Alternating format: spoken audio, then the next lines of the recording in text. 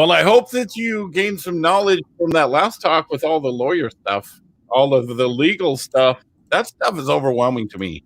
This is also another interesting subject. We have Amber here. Well, Amber Johnson, we're talking about photogrammetry, which is, well, you know what? I'll just let her explain. Here you go. Hello. Let me see. I do have a website, and if I can't figure out how to post it, I'll post it after the chat, or you can just go to sites.google.com/view/ECGC. I don't like to do PowerPoint presentations, especially during the pandemic. I've found that doing a website works a lot better because I can just put links up here and other files I've done in previous ones so that you can access this after the talk and it has all the information that you need. So thank you for coming to my talk today. I am going to be talking about photogrammetry, especially in the context of putting together your first photogrammetry studio. A little bit about myself before I kind of get into that topic. I am an assistant professor at Wake Tech Community College in the Simulation and Game Development Department. You can reach me there at this email address, and you can follow me on Twitter at Leaf3D. I'm not really good at Twitter, but I'm trying. So I usually post photogrammetry related stuff to my Twitter. So if you are interested in this stuff, that's where I usually try to update some things. So as far as, again, I have some important links here. I have a link to my Sketchfab as well as to some software I'm going to be talking about. Before I do get started, I also need to give a shout out to the National Science Foundation. Part of a good majority of the information I'm going to be talking about, I was able to research and develop through a grant from the National Science Foundation that my department got, titled Developing Certificates in Technical Art and Photogrammetry and Technical Animation. So if you are an educator and you are interested in teaching photogrammetry and tech art, that's also my part of it too. I can give you access to all of my course material if you do wish to teach it yourself. So feel free to reach out and I can hook you up with what you need. And I always like talking to other people who want to teach it too, so we can have a nice conversation. So I'm going to kind of start from the beginning. You might be aware of what photogrammetry is. You might have just heard that word and you have no idea. So I'm going to kind of give a brief overview of photogrammetry, how it relates to video games. So photogrammetry, the definition from photogrammetry.com is it's the science of making measurements from photographs. And I'll go into a little bit more detail in a second, but there's two types of photogrammetry. There's aerial photogrammetry, where you have cameras mounted to some kind of aircraft pointed at the ground, taking a whole bunch of photos. This is actually the first type of, this is one of the first types of photogrammetry used. And interestingly enough, they used to put cameras in hot air balloons before, there were airplanes. So basically when the camera was invented, they started doing this kind of stuff. The other type of photogrammetry, which I'm going to focus on today, is terrestrial, or sometimes called close range photogrammetry. I'm actually going to really focus on studio photogrammetry for this one. And this is just where your camera is located on the ground, usually on a tripod or something kind of holding it steady. So if you have heard of photogrammetry, you have probably seen these kind of setups. Like if you've ever kind of researched it, and it can be very daunting. Because you usually see these nice studios with thousands and thousands of dollars worth of equipment set up in these giant arrays so that you can take all the photos at once.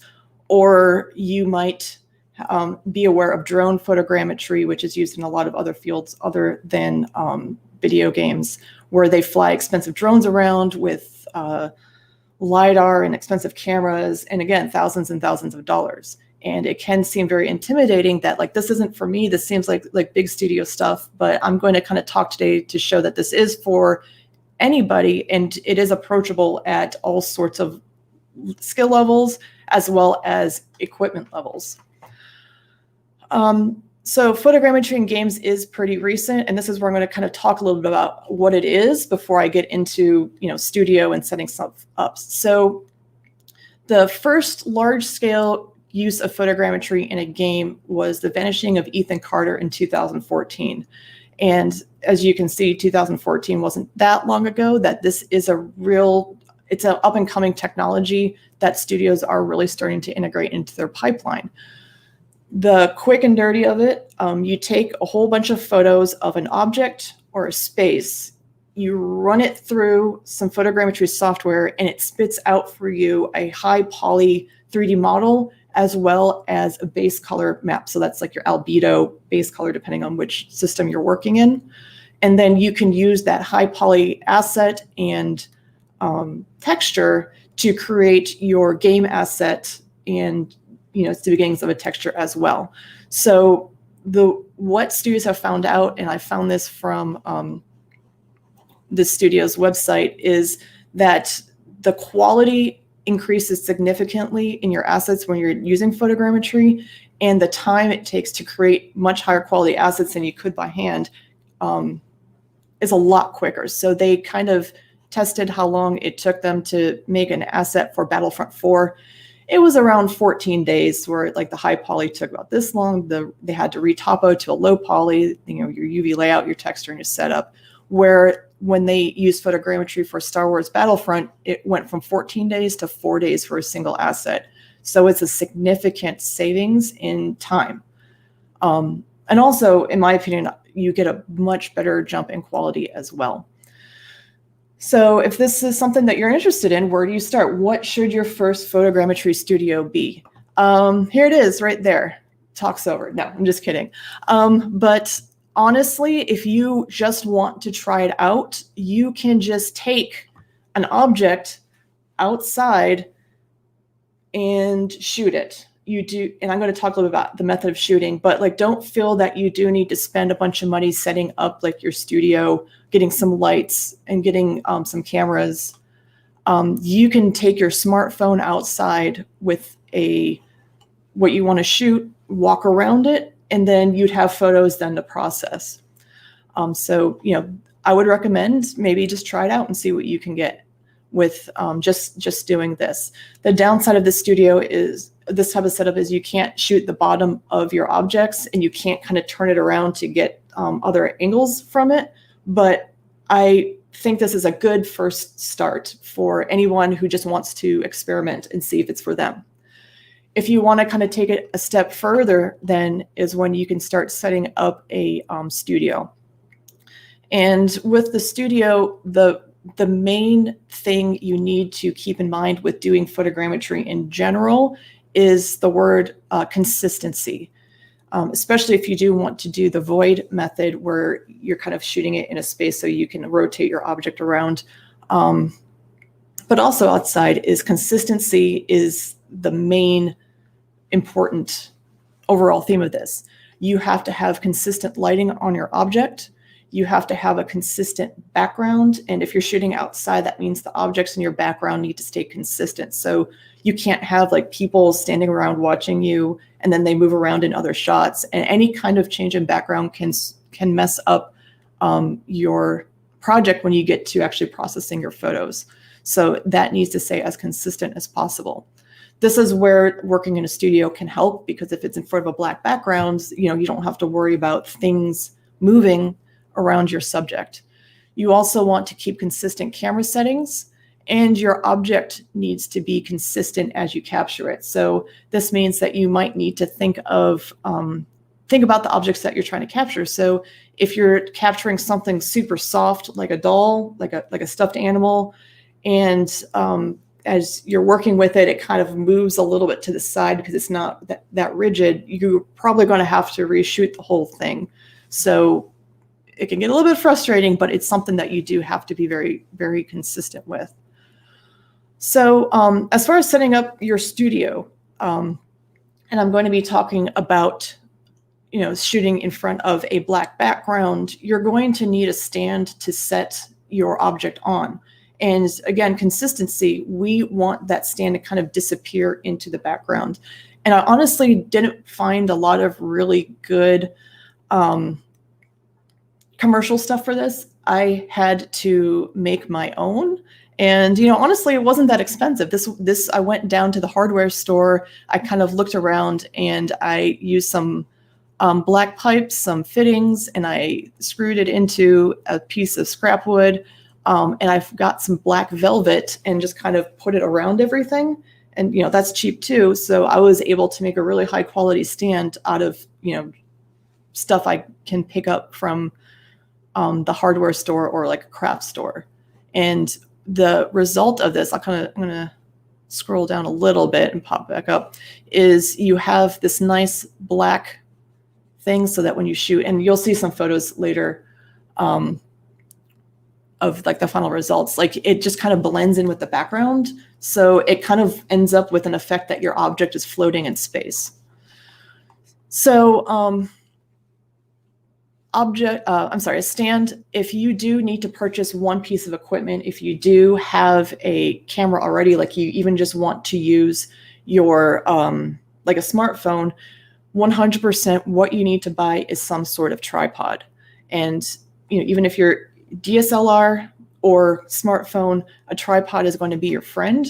And this is where I would definitely recommend, if you want to try it out and you want to buy something, get a tripod.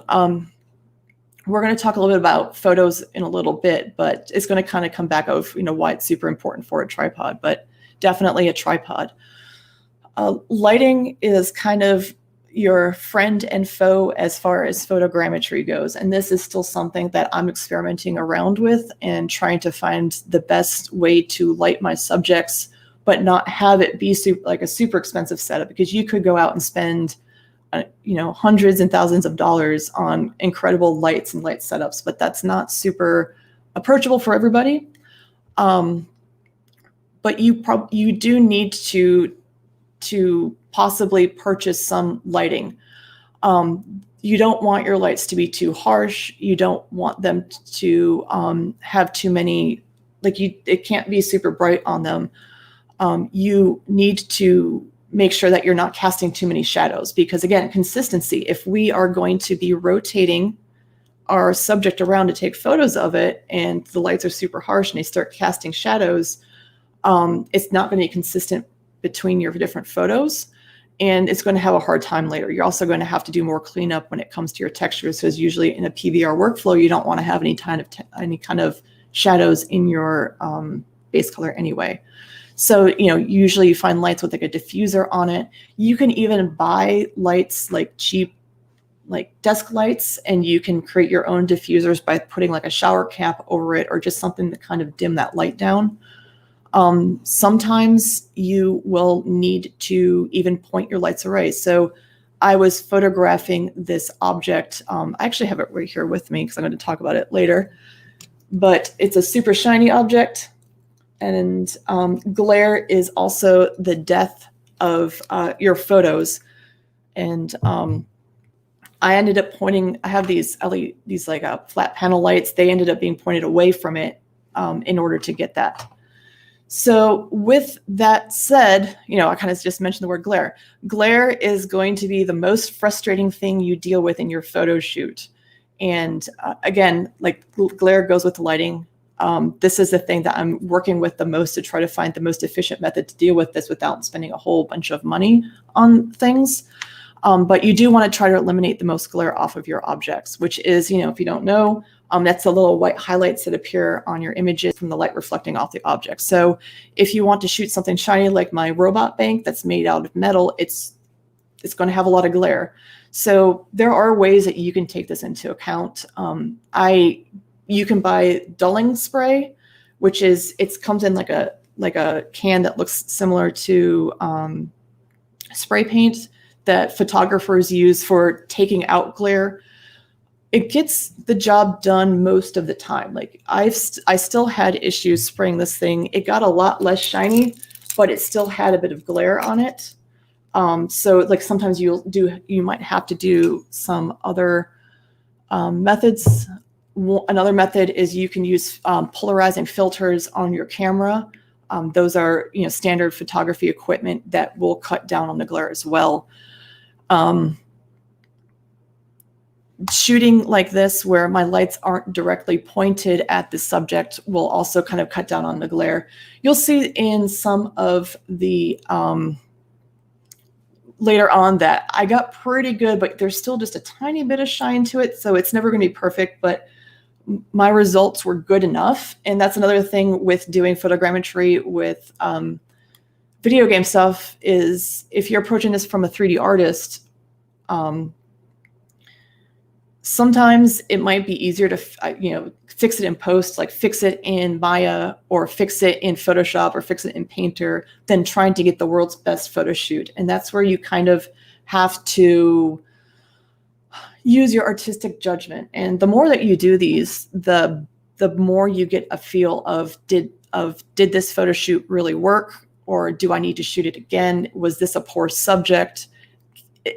Do I really want to spend a bunch of time trying to fix my lighting? Am I just capturing it well enough that I can fix it later? The more you do it, the better you get a feel for that. And I'll tell you, I've had a lot of failures. And every time I had a shoot that was an absolute disaster, I learned a little bit more about, a better approach for shooting these. So don't feel bad if you have an absolute disaster of a shoot. You're probably going to learn a lot from that. And, just kind of keep going and don't get too discouraged with this. So setting it all up, getting your lights going. I would also like to note, if you can kind of see, and you're going to see a closer up shot of this later, my subject is actually sitting on a coloring book page. I didn't need to capture the bottom of this, and I didn't need to rotate it around. And if you don't need to look at the bottom of something, or you don't need it to be 100% in the void, I do recommend doing something like this. I teach this subject at my college, and I have one of those adult coloring books there so that when a student needs to shoot, I can just tear out a page and hand it to them, because all of that interesting information on that flat surface will be useful for the photogrammetry software to help align up your photos. It'll go a lot faster. It'll help it out significantly. So I do kind of recommend that. And hey, it's cheap. You can go get coloring books from the dollar store and you can use them for a lot of photo shoots.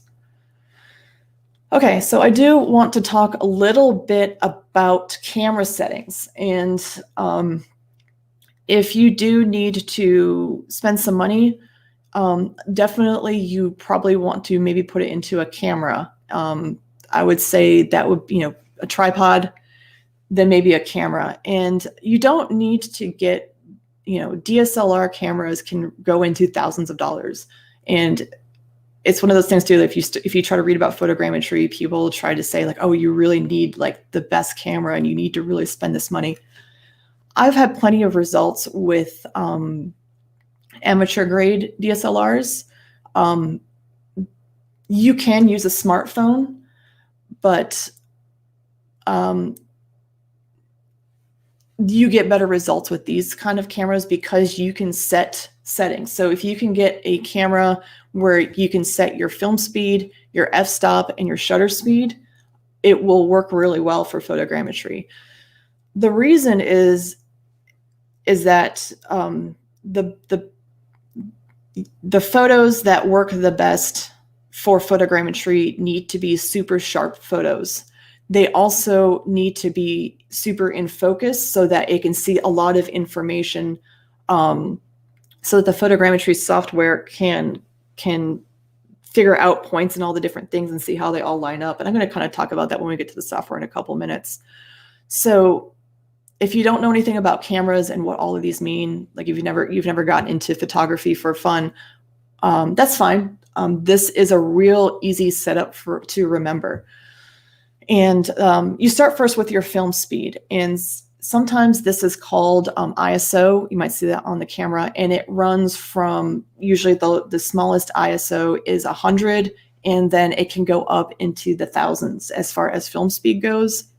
And the thing to remember is that ISO 100, you have super sharp, super crisp images, where the ISO of 1000 is going to be super grainy and not have a lot of detail in them. And what does this control? This it controls the sharpness, but if you are shooting on something like an ISO of 100, it needs a lot more light to come into the camera in order for it to capture your image. So an ISO 100 is meant for shooting outside on a really bright sunny day, where an ISO of like 1000 doesn't need nearly as much light, so you can shoot inside without a flash, and you'll still, your images will be bright enough. But we don't want grainy images. We want super sharp images. So we would like to keep our ISO at like 100 or maybe like a 200.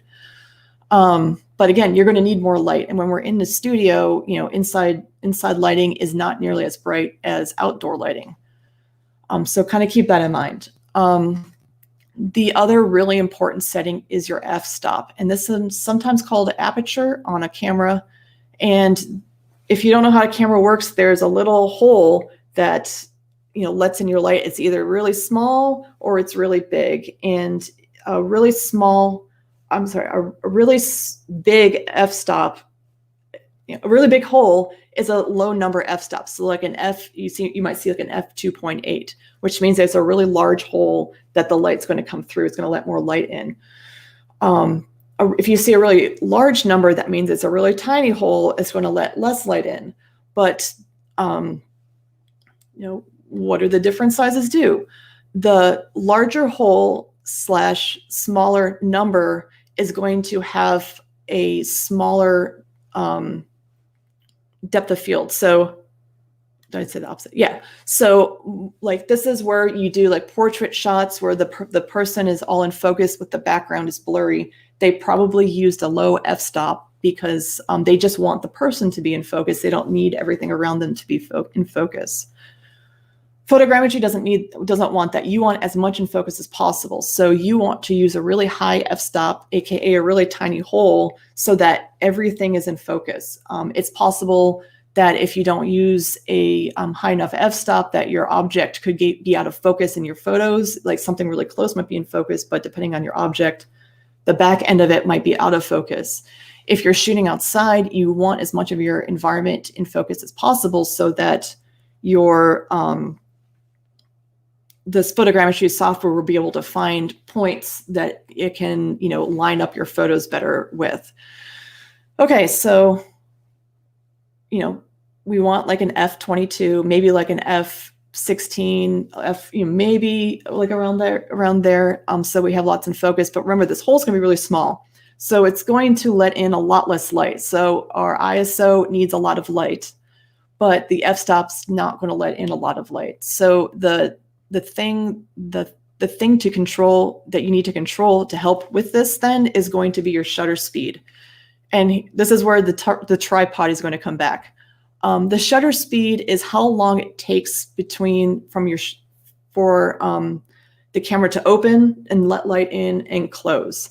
And this is, usually measured in seconds and fractions of a second. And obviously the longer the time, the more light is going to be let in. So you can have a super fast shutter speed, like 1/4000th of a second, or you can have a really slow shutter speed, like that's measured in seconds long. And to compensate for the lack of light from the f-stop that the ISO 100 needs, you're going to end up with a really slow shutter speed. It's pretty common for when I'm working in the studio to have shutter speeds of maybe like half a second. I've had shutter speeds of a couple seconds.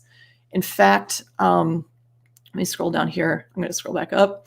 When I was shooting this robot, remember with the lights pointed away in front of the black background, I had my ISO set to 100, my f-stop set to 16, and my shutter speed ended up being 5 seconds.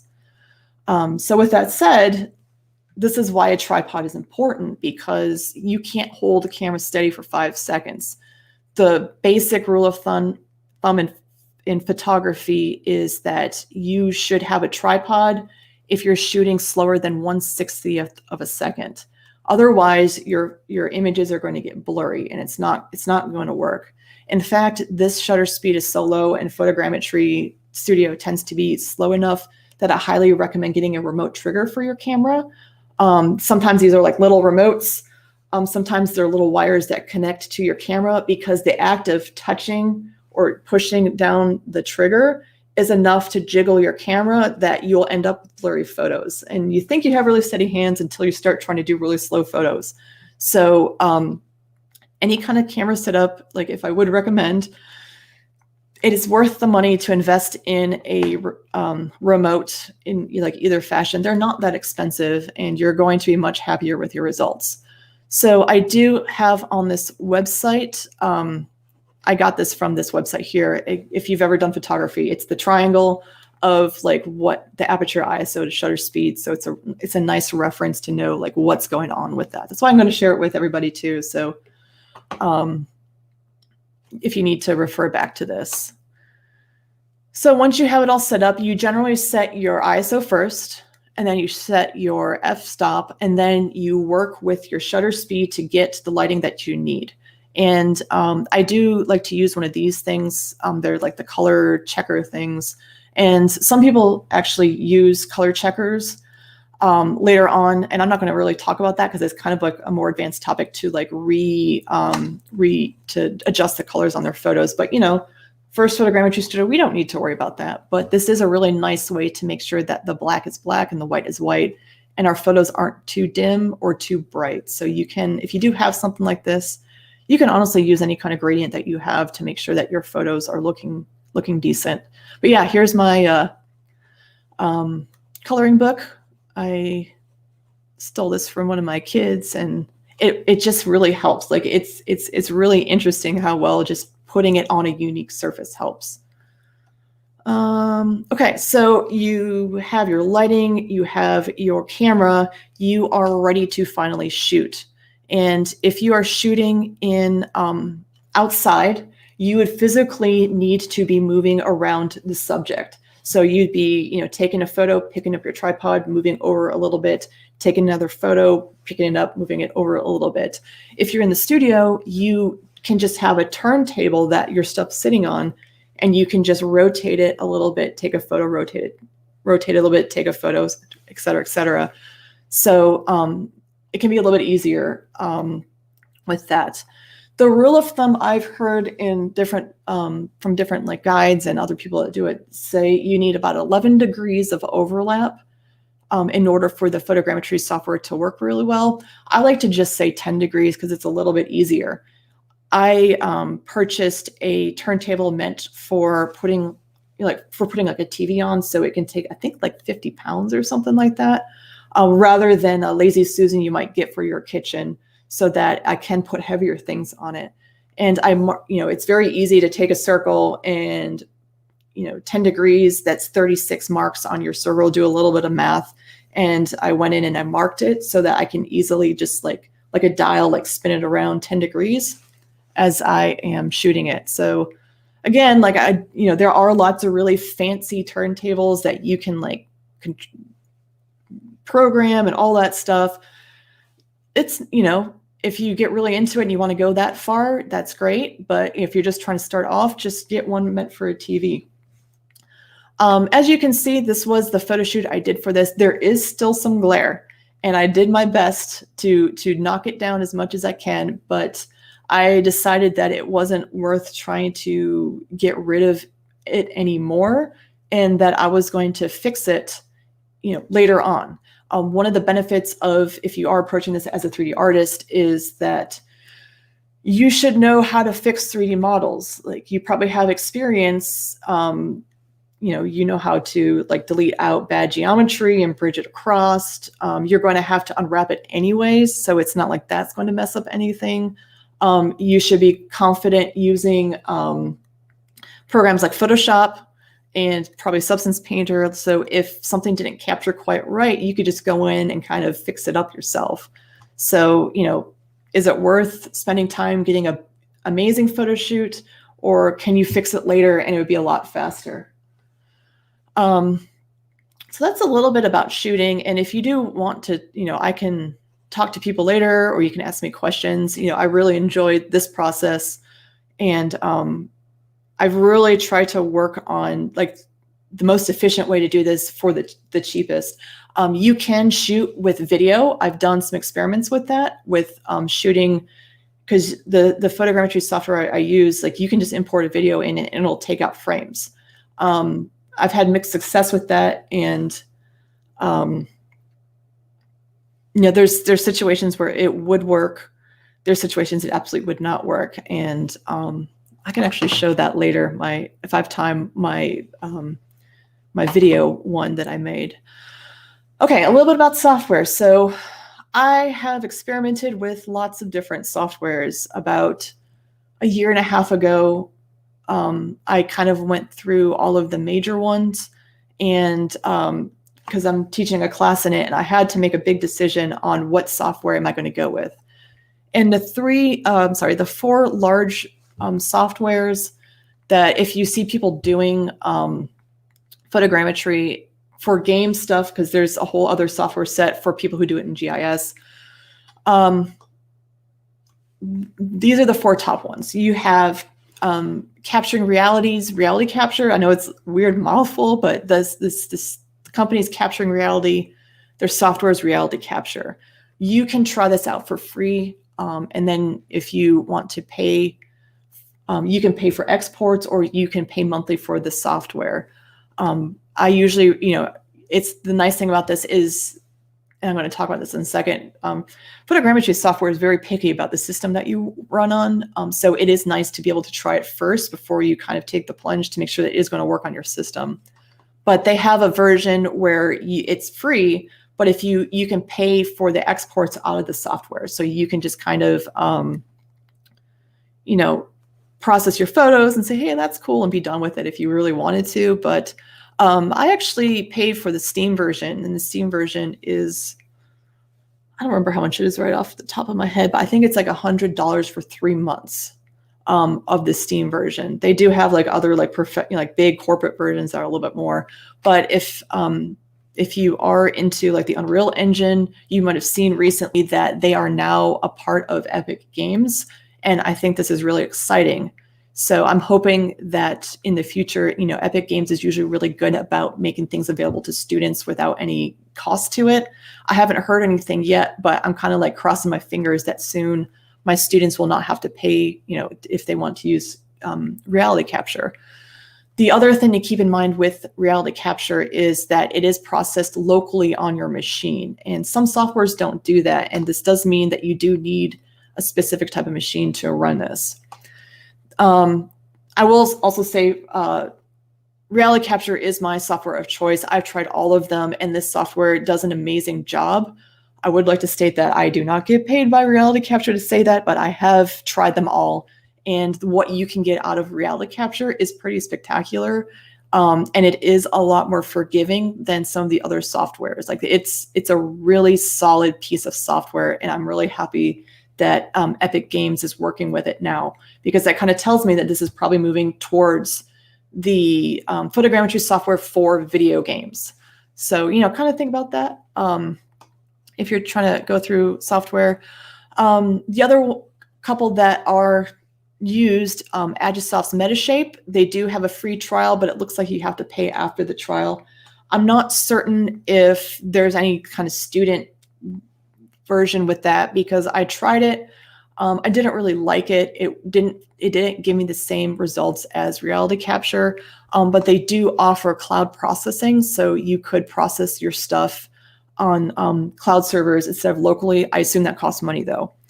The free open source version is Meshroom, and it's free and open source, and that can be a lot of fun. So if you do want something free, that's going to be the one that you want to go with. I tried it. It's a cool tool for being open source, and you can get some decent results out of it. But if you do want professional results, like better professional results, I would recommend trying to go with reality capture and see what you get out of that. Autodesk does have some photogrammetry software. It's called like the Recap Photo / Recap Pro. There is a free trial, and you do have to pay for after the trial. And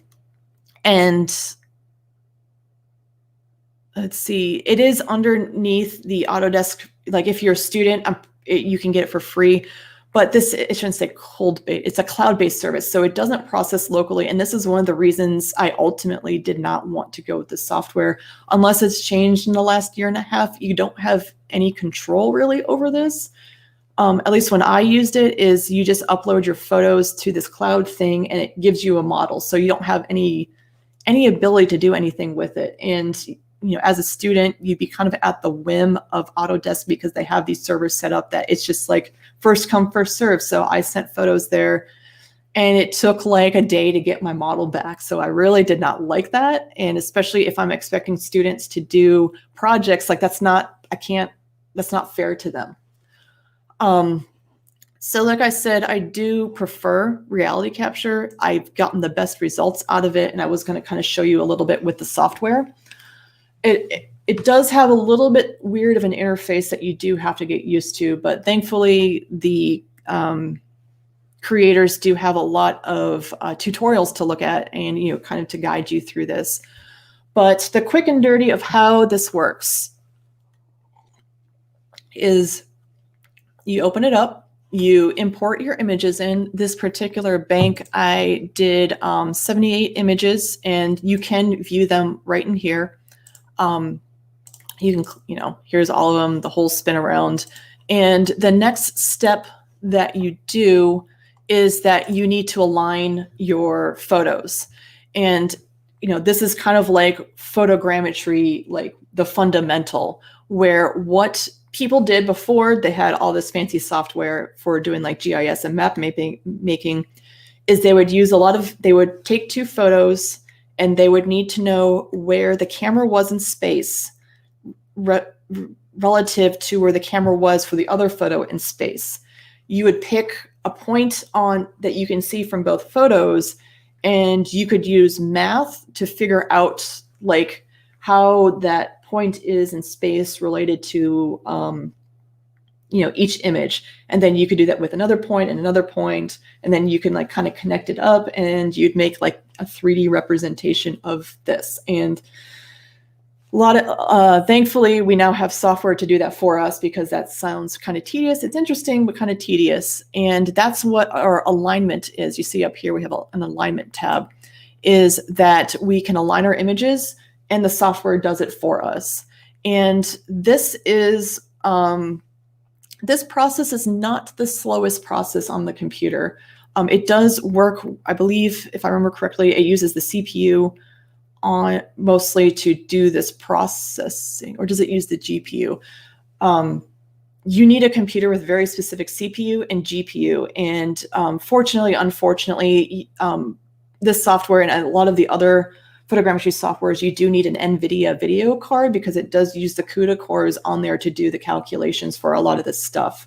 So before that's why it's nice to have those free versions, so you can see what the software needs. So like you're not spending like $100 for a 3-month pass, and then you realize that your computer can't even handle it. So that's where the kind of the unfortunate part of photogrammetry comes in, is it does have very specific hardware requirements.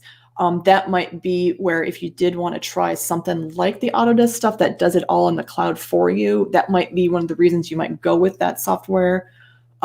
If you are a gamer though, or if you do a lot of game art already, most likely your computer can handle it, but definitely check that out. So yeah, you need an NVIDIA video card, period. Because of those CUDA cores, but that's a lot of game art. You need an NVIDIA card. So when we align the images, we get something called a, let me open it up real quick. We can see our point cloud. And notice also we get these cool little boxes which show where it thinks our camera was in space when we took the photo. So, it doesn't know that we were in a studio in a single place. It thinks like we actually physically walked around or raised and lowered our, I did raise the camera up, but it thinks we were walking around it. And I think it's kind of neat to see our spin arounds in here. Oops, why didn't you move it over? There it is. So that we can see our photos. I can even make those bigger, and you can actually see the little photographs in there saying like, hey, this photo that you took here, we think the camera was in space here. And these are all the points. Remember I talked about what photogrammetry is. It said, hey, I saw this point at this camera in this one, in this one. So it kind of tries to start to see, you can start to see like a ghosting of your 3D model. And this is usually the first stage where you can tell if you had a successful shoot or not, because you should kind of start to see your model. The next stage after you run your photos is that you need to actually do your 3D reconstruction. And over here, there's a Reconstruction tab. And what I usually recommend is if you're in a hurry, just do, let me make these smaller again, just do your preview. And it can kind of give you a little bit better of an idea if this is going to work. So let me switch it to solid. And this is my preview of that robot bank, which is, again, this guy right here. And it looks pretty good. It's a little bit lumpy, but that's fine. This is just a preview model. Those preview models come through pretty quick, so you're not waiting a super long time. The more photos you have, the longer it takes to do a regular go through. So I recommend it first just so you need to know if you need to go back and take more photos, because if something was like, oh no, this is a weird lumpy thing at the top and doesn't look even remotely close, I might go back to the studio and fix up my camera and take some shots where I can see that spot better. The fun thing too with this is we can start to texture it too. We can do a colorize where it's going to try to use those photos to figure out what color each of those vertices it thinks it should be. So we can start to see like, hey, that looks pretty close. It's not good. It's not meant to be good. It's a preview. But we can tell that we are going to probably get some really good results with this. So the controls are a little bit weird in this program. As I always, it's not bad. And so this would be the time that I would say, hey, I'm going to just run through a normal reconstruction.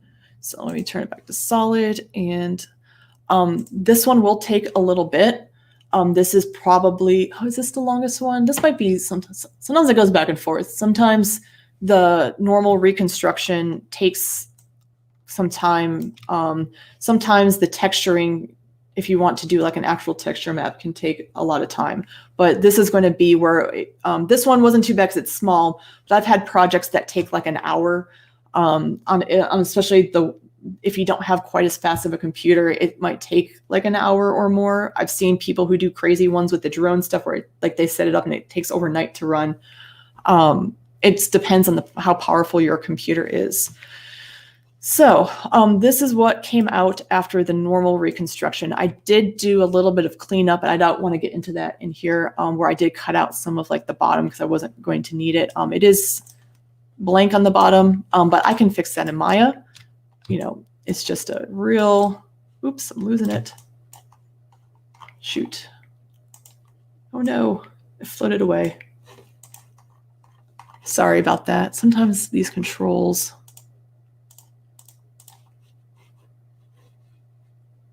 I was on a roll too. Hold on.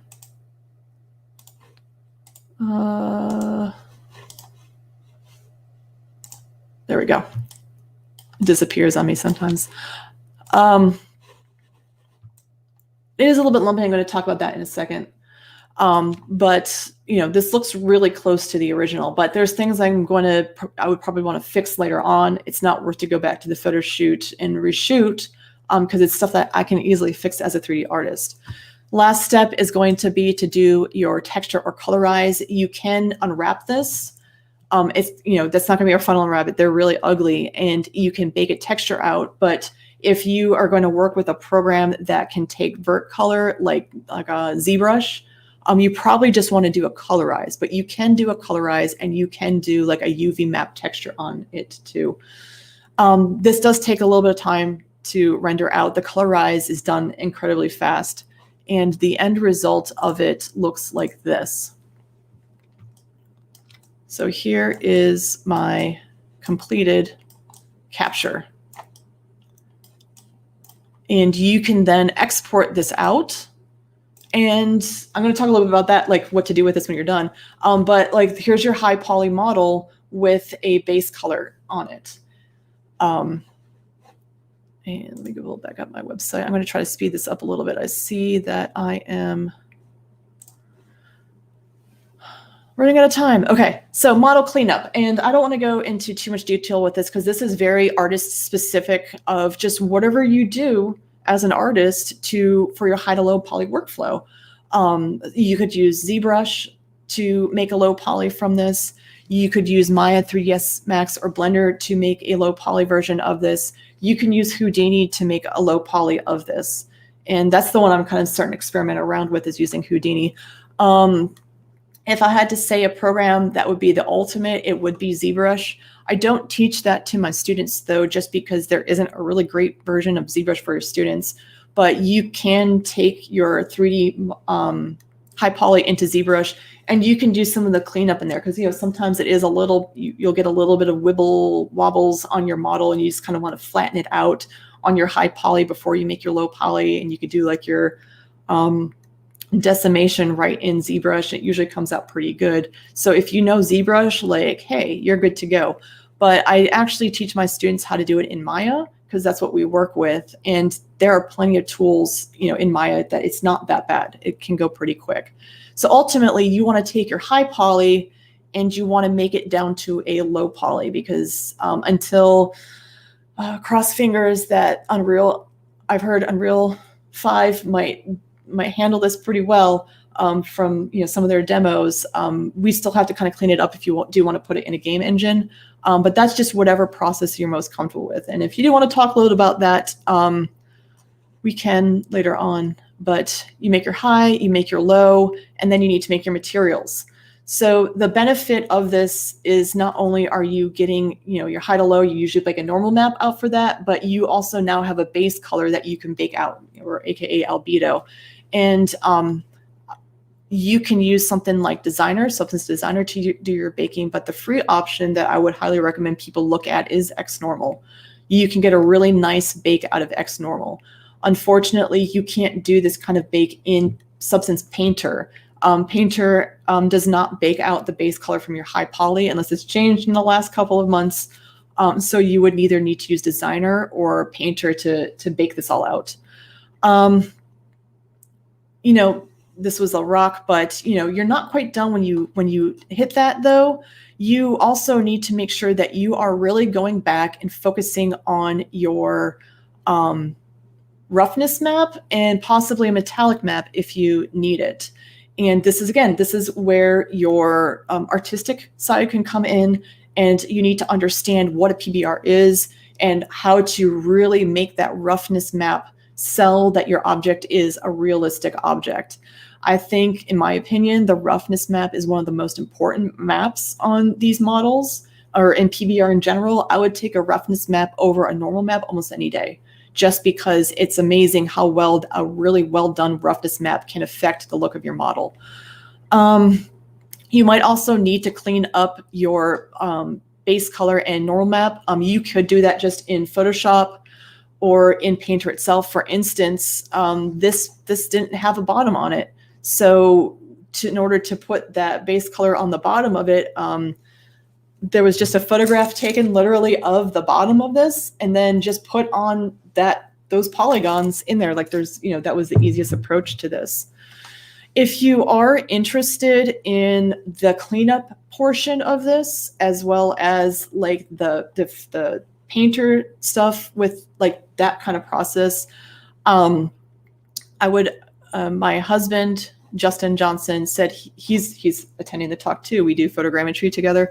He actually did the cleanup on this model, not me, because I'm really into like the shooting and I can clean up models, but he like loves that portion of it.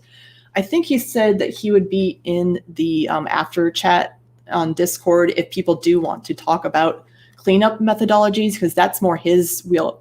He's really into that. I just do it because I need to do that. But that's why this one is not me, it's him.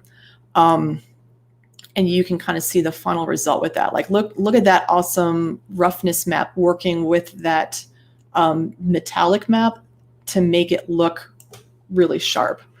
So I think I'm kind of at the end. I do have also up here a bunch of stuff if you did want to look at it on my Sketchfab. I can always also talk about, no secret, I did the one professional photogrammetry thing in the art contest. I don't mind saying that was me because I'm not up against anybody else. But I guess that's it for what I was going to talk about. So questions or anything, I guess. Awesome. Thank you so much, Amber. We do got some questions. I'm going to pop them up here. Charles O'Brien, and there's a follow-up a little bit about this. Are there various apps, and he's talking about phone apps, claiming to do photogrammetry worth checking out? I don't know off the top of my head because that stuff just kind of keeps popping up all the time. Like it's the new hotness is photogrammetry, and it's a real up and coming thing.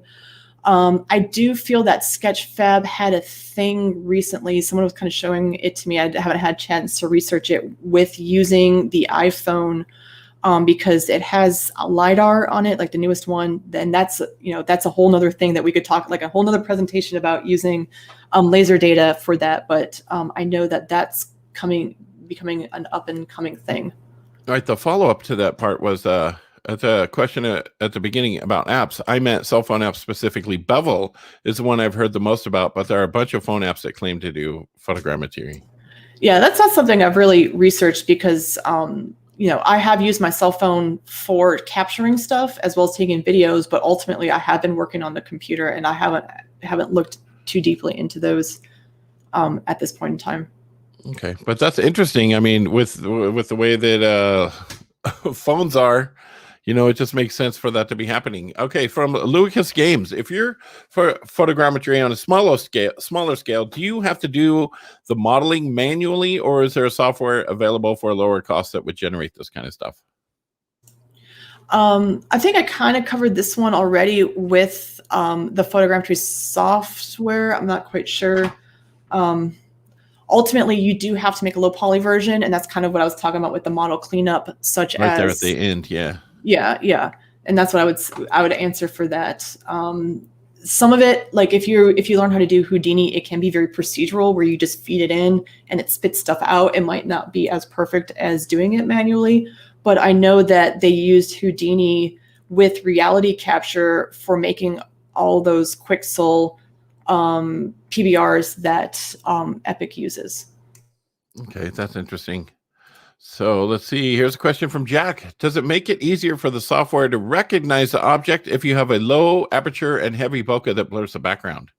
No. I kind of talked a little bit about that too, is that you want as much in focus as possible because kind of like all those little points, any correlation it can find, like, hey, this point I saw in like 100 photos, it's going to work significantly better than, it just saw it in 2. You're going to get much more detail on your photogrammetry model. Right, that's what even people are commenting right here. Everything should be sharp. Okay, here's some from Jermiles. Would the lighting setups used for streaming be usable, or would they generate too much glare? That's something you're going to have to test out. I could have a whole talk about different ways to light. It's possible you could always put diffusers over them. If you saw in the one photo, I had the real cheap clip-on light I was using. I've got cheap LED like desk lamps too. Like I got a real cheap one off of Amazon that I use on my for doing these webcam stuff that I've used also just kind of pointed at the object. The big thing is just being able to take the glare out, and you can sometimes compensate for that with other things. I picked up a little it's like a little photo booth off of I got it on Wish, right? And so it was on a couple dollars, but it was a box about this big and it was white, and then it had a round background that you put in there, and then it had LED lights been in, and it was only like, I think it was $1, but man, that thing took really great pictures. There was no glare and there was light all the way around it. So people have used those for photogrammetry. I just prefer the larger setup because I don't want to say I can only shoot something that can fit in this little thing. Like I like to be able to shoot larger objects too. But, for on the fly, and if you're doing something little, I mean, it did take a month to get here, but, by the time I got it, I was like, what is this thing? And then I opened it up and I was excited. So Paul DeRitta says, well, I know you talked about this in class. I want to ask this for others who may not be familiar with this. How important is it to have your subject to have different colors and variants? Yeah, that's something I didn't quite have time to talk about, and is what makes a good photogrammetry subject.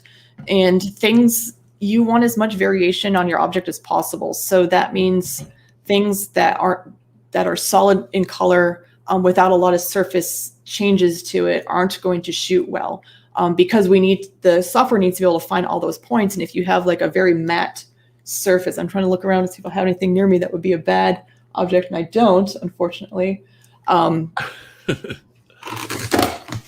This notebook would be a poor surface to photogrammetry because it wouldn't be able to figure out where on the surface each point is. So it's going to get like this weird sort of wobbly look. And that's actually a topic we talk about in my course, is how do you compensate for that and what makes a good model for this. Oh, that's interesting. Nice. Okay, so Mr. Yan says, not sure if this was asked, how about human subjects? So you need to shoot living things all at once. And that's where these giant things come in, where you have them all hooked up to a remote shutter so that every single camera shoots the subject at the same exact time, so that you don't get the tiny little move arounds. Because like I said, you need to have a very consistent object. So even if you kind of wiggle just a little bit, it can mess up. I did experiment with doing a video one where I quickly walked around someone while taking a video, and they just stood as still as they possibly could. And I got okay results. I wouldn't say I would throw that into a game or anything, but it was a fun experiment to work with.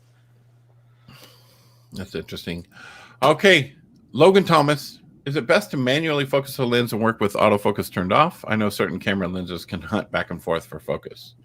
I'm really lazy and use autofocus, even though the guides say you're not supposed to. And sometimes it can do that. But yeah, I like to do autofocus because I don't want to deal with it. Yeah, I mean, focus can be a pain sometimes. Oh, here we go. What frame rate would you have to shoot video for to work with the software? So that's a whole big topic. Usually just whatever you like. It depends on the speed that you're capturing it at, as well as so the software you can tell it how many frames you want to pull out per second, and it can pull out like a crazy amount of them. And so this is my Sketchfab. This is where I kind of put some of my fun stuff. My Super Nintendo is the one I love the most, but I couldn't put that in the art contest because it's copyright. But I have this muffin that I shot with. I did this with video. I wanted to see how fast I could create a model. Like, what's the fastest I can from setting the object down to uploading it to Sketchfab as a game-ready asset. And it took me 59 minutes. I timed myself. And I did do video with this one where I put it on my turntable. I spun the turntable slowly while taking a video, moved the muffin, did another rotation, and I was able to get this. I cleaned it up. It is ready to go in a video game. It's got the full PBR workflow. But you don't want to go like 60 frames per second because you're going to get way too much information from there. Yeah, because that with that much detail, that muffin, that would take hours and hours to model by hand. That's where the power of photogrammetry comes in, is that the base color that you get from it, in my opinion. Wow, that is crazy.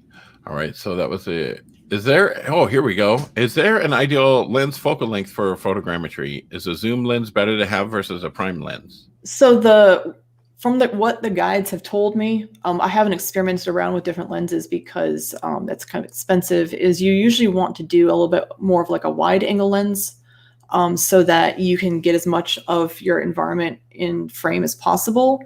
One thing I would really like to, because a zoom might be kind of hard. Like if you're talking about like the big zooms, because you're going to have a hard time like getting the subject around it. I really want to experiment this summer with using a macro lens so I can do some photogrammetry on really tiny subjects. Like I'm hoping to get some cicadas this summer that I can try to photogrammetry.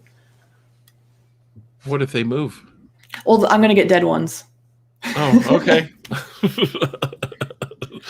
Oh, here we go. When would you use photogrammetry for asset creation, and when would you not? You would want to use this for making realistic objects. So if you're going to try to make something that's very stylized or cartoonish, you probably wouldn't want to use this one because you actually have to physically have the object in front of you to do that. I think it significantly increases the realism of objects in a way that would take an extreme amount of time for an artist to put in, do by hand. this is also a technique you can use to capture your own PBR materials. So we went straight from attorneys from legal stuff to this. I love that. Now, here we go. For outdoors, how important is distance from the subject between shots? Do you recommend measuring distance? Additionally, what is the limit for large subjects without a drone? So let's see. I don't really get into measuring distance because I'm not trying to be super accurate with a lot of these things. Like, it's not meant for like an architectural kind of thing where it's meant to be really close. I just want to make really awesome, pretty things to put into game engines. So I don't really care about that. You can do, and I didn't quite get into this in this talk because I only had, an hour-ish, and this is like a semester's worth of class crammed down into this. You can do multiple passes, so you can get like kind of like a far away one, and then if you need to get more detailed shots, you can bring the camera in, because the whole thing doesn't need to be in frame. You can just get really close and get some really good texture shots, as long as you're getting like that sort of film strippy look to it, where you're constantly moving around like a little bit and it doesn't jump around too much. Drones, I'm not really into drones, but again, it's expensive and I don't have a drone license, but people do use drones. I guess without drones, you have to be able to, get the tops of your objects. So if you physically can't move your camera to get the top of it, you're not going to be able to capture it. Like my Saul statue is from the North Carolina Art Museum. And if you've been there, it's a big statue. I had to walk around the statue so you can see that there is nothing actually on the top of his head, because I think they would not like me climbing on top of the statue. Yeah. I don't know. That might be a great picture in itself, right? Yeah. I get arrested, local professor arrested for climbing on the statue. What was she doing there? Nobody knows. Okay. Logan Thomas asks, are you familiar with Unity's art engines? It's an AI-assisted texturing program that uses photogrammetry. I've seen it discussed a lot. I've looked at it. I haven't researched it too far. I saw some of the videos. To me, it's not really, it's texturing. I prefer to use Substance's Alchemist instead, just because I think you have to pay for Art Engine, so I haven't really gone that far into it. Okay, well, we are out of time, but if you have some more questions, I think Amber was going to be over in the Discord, discord.gg/indiegamebusiness, over in the post-session chat. So come on over there. Up next, and just immediately, we have Juan Escudero Gomez, and he is talking about improving your game dev experience, externalizing teams. So thank you so much, Amber. And thanks for having me. Have a good rest of your day. Bye.